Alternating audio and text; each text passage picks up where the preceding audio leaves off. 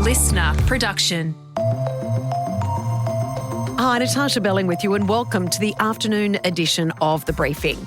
Coming up in our deep dive, the new calls to overhaul our current laws that prevent naming offenders under the age of 18 who are convicted of serious crimes. But first, let's check the afternoon headlines this Friday, the 20th of June. The federal government has stepped up the evacuation of Australians from Israel and Iran, with the Australian Defence Force deploying aircraft to assist with getting stranded locals out of the war zone. There are an estimated 2,000 Australians and their families in Iran and around 1,200 in Israel who want to evacuate. It comes as US President Donald Trump announced via a statement today there was a substantial chance of US negotiations with Iran, and said, quote, "I will make my decision whether or not to go within the next 2 weeks." Our Foreign Minister, Penny Wong, says she has spoken with the US administration about the ongoing war in the Middle East. We had a good discussion about the way through this conflict. I emphasise there is an opportunity, given what President Trump has said. There is an opportunity over the next 2 weeks for de-escalation, dialogue and diplomacy. We want Iran to return to the table. We want Iran to stop any nuclear weapons program. Meantime, it's been confirmed Prime Minister Anthony Albanese won't be attending the NATO summit, where he had hoped he would try and finally meet up with the US president.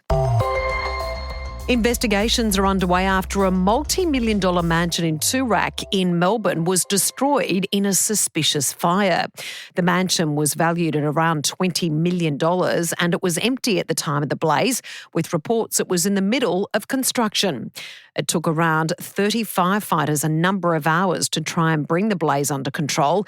Here is Aaron Dixon from Fire and Rescue Victoria. So we had some challenges with water initially, so we've had to lay hose from significant distance away to get water to the fire, and then obviously the size of the fire and not being able to aggressively attack the fire meant that it took us a while to get it under control. It's believed the owner of the gutted home also owns a major construction company.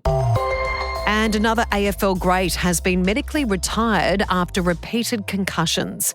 33-year-old West Coast Eagles star Jeremy McGovern says he is gutted by the decision by the AFL concussion panel, but respects the advice after consulting with medical staff, family and friends. Now it's time to get into our deep dive with journalist Nina Funnell on the new push to overhaul laws that prevent us naming offenders under the age of 18 who are convicted of serious crimes. New rape charges this week have again reignited the debate, with some advocates saying outdated legislation favours the reputation of alleged offenders and not the safety of victims. Nina, thanks so much for joining us. Yet again, this controversial topic is back in the headlines because of these recent rape allegations in Sydney. Can you give us the details of these charges?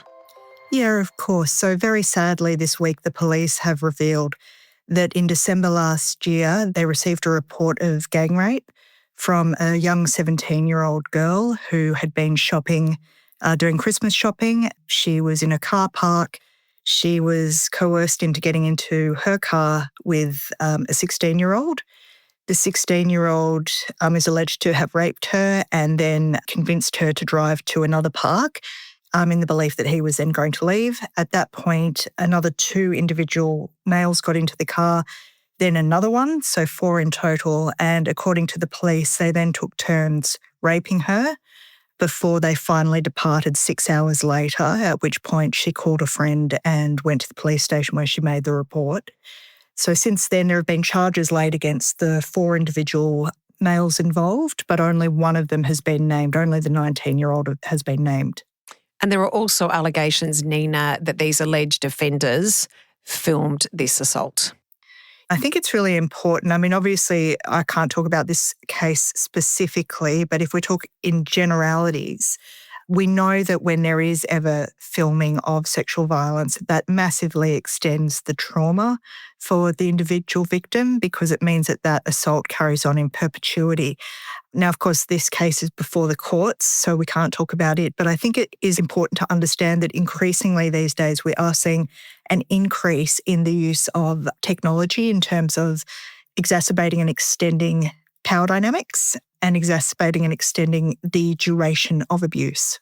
Nina, in regards to these 4 alleged offenders, and we know of many other circumstances where they cannot be named because in New South Wales in particular, the Children Criminal Proceedings Act of 1987 prohibits the publication or broadcasting of the names of people under the age of 18 involved in criminal proceedings. Do you think that is fair or adequate? I think it's very frustrating. I think it's frustrating to the public. I think it is frustrating from a public safety perspective because what's important to note is that their names aren't suppressed just for the duration of the proceedings. Their names are suppressed in perpetuity. So what that means is that even if, and certainly there have been other cases where, for example, following a gang rape, individuals who are under the age of 18 have been found guilty. They serve their jail time. Some years later, they then leave jail. But were you to Google them, you would have no idea of their criminal record.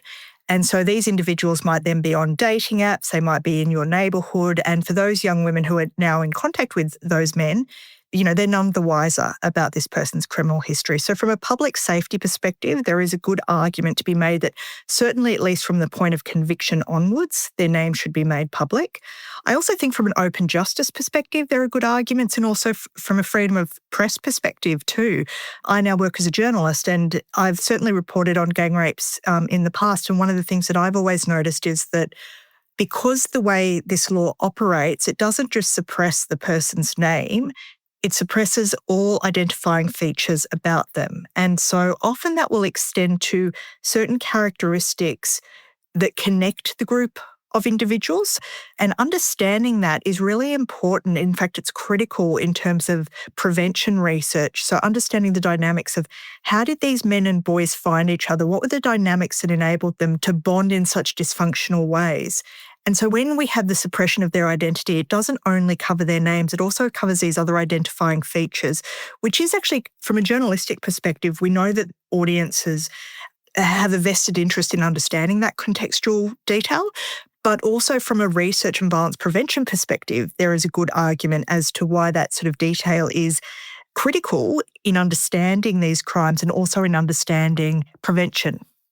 Nina, you are also a survivor and an advocate in regards to how it changes your perspective about this, because one may argue, especially as you mentioned earlier, if they are convicted, surely this is also to name and shame, could be, if you look at it from a bigger point of view, also sending a really, really clear message out there that you are clearly identified as a preventative measure moving forward for other criminals.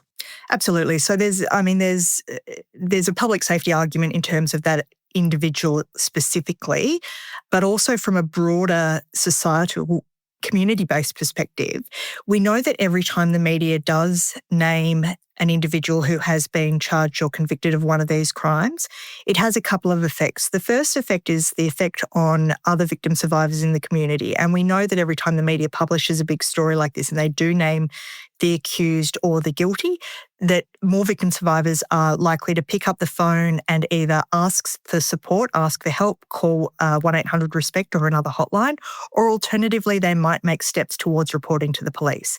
So again, that's another public interest argument as to why we know that how the media reports on these crimes can have a direct impact on victim survivors engaging in help-seeking behaviour as well as reporting behaviours. There's also the argument about the impact that this has on offenders and would-be offenders.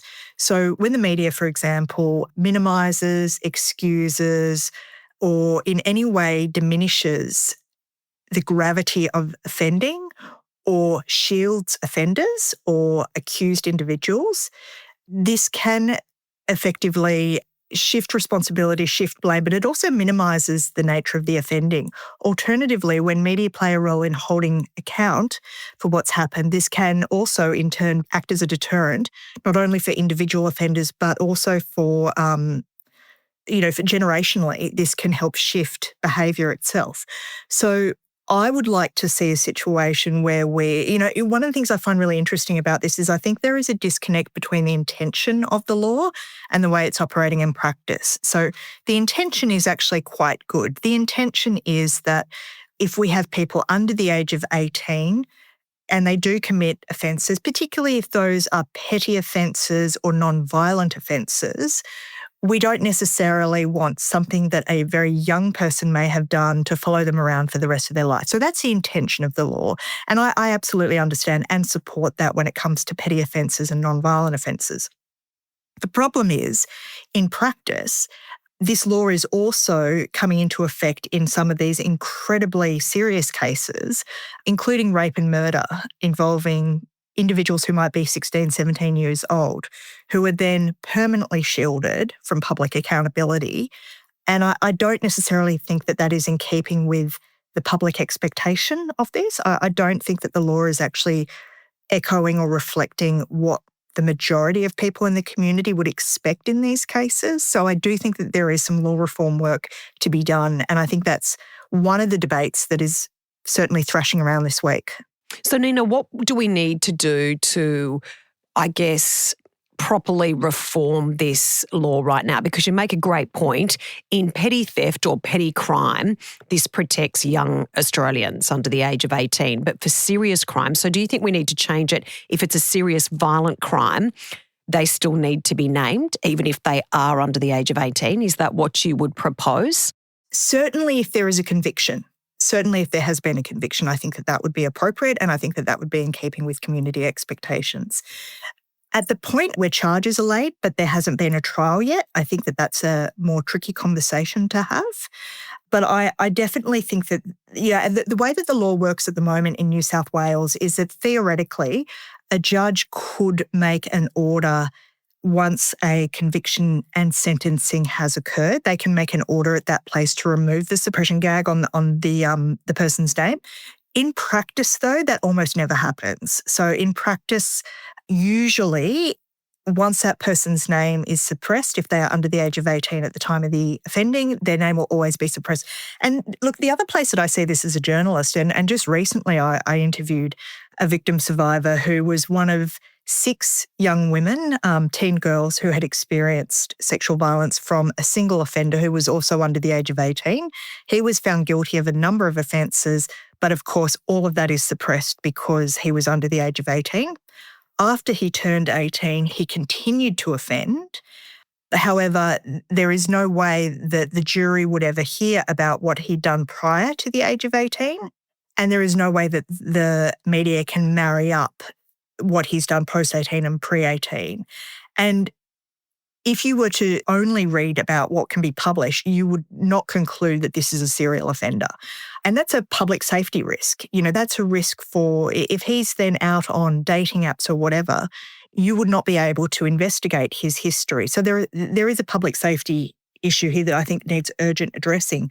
In terms of the disconnect with the law and how it's operating in practice, I think what the public would expect is that there is some sort of review at this point in time to see if the law is operating in practice the way it's hoped to be, and whether or not there do need to be, whether the Attorney General, the New South Wales Attorney General, should be considering any potential reforms here so that it's more in keeping with community expectations. Nina, for you, this is very personal. Why do you want this reviewed? Oh, it's a good question. I mean, for me, look, I am a survivor of sexual violence myself, but I also work with a lot of survivors of sexual violence. And I think that when we have cases, and again, I'm not going to talk about this specific case, but when I talk about the issue in generality, and I've certainly worked with young women whose offenders can never be named because of their age at the time of the offending. And the message that those victim survivors walk away with is that his reputation and his right to a reputation is more important than my right to safety and women's right to safety in general.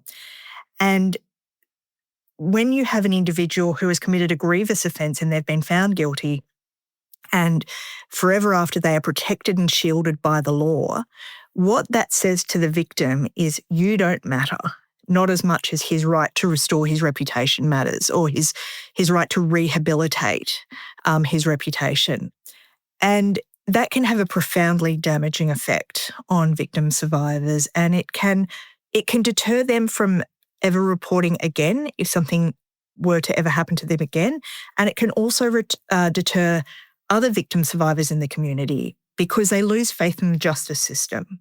So when we name those who have been found guilty of these crimes, it actually increases community trust in the justice system. It increases engagement with the justice system. It makes people more likely to pick up that phone for the first time or to contact police. So from my own experience of having, lived through sexual violence, but also having spent so much time with other survivors in the community, I think part of this issue and discussion is about rebuilding trust with the system that does at times do more damage than good. It's a great point, and we really appreciate you joining us, Nina. Thank you so much. My pleasure. And if that conversation raised any issues for you, you can contact 1-800-RESPECT. That number is 1-800-737-732. And that was journalist Nina Funnell. And that's it for this episode of the afternoon edition of The Briefing. We'd love you to subscribe or follow us on Instagram at The Briefing Podcast. And we'll be back tomorrow with the weekend briefing. And on tomorrow's ep, Antoinette is joined by OnlyFans star Kayla Jade. You can't just sell feet pics online and be a millionaire. It's not going to happen. Oh, damn it. That's always been my career backup. Okay. I always because everyone says about the feet pics, and I'm I don't think I've known a single person who has made uber amount of money just doing feet pics. I'm Natarsha Belling. See you next time.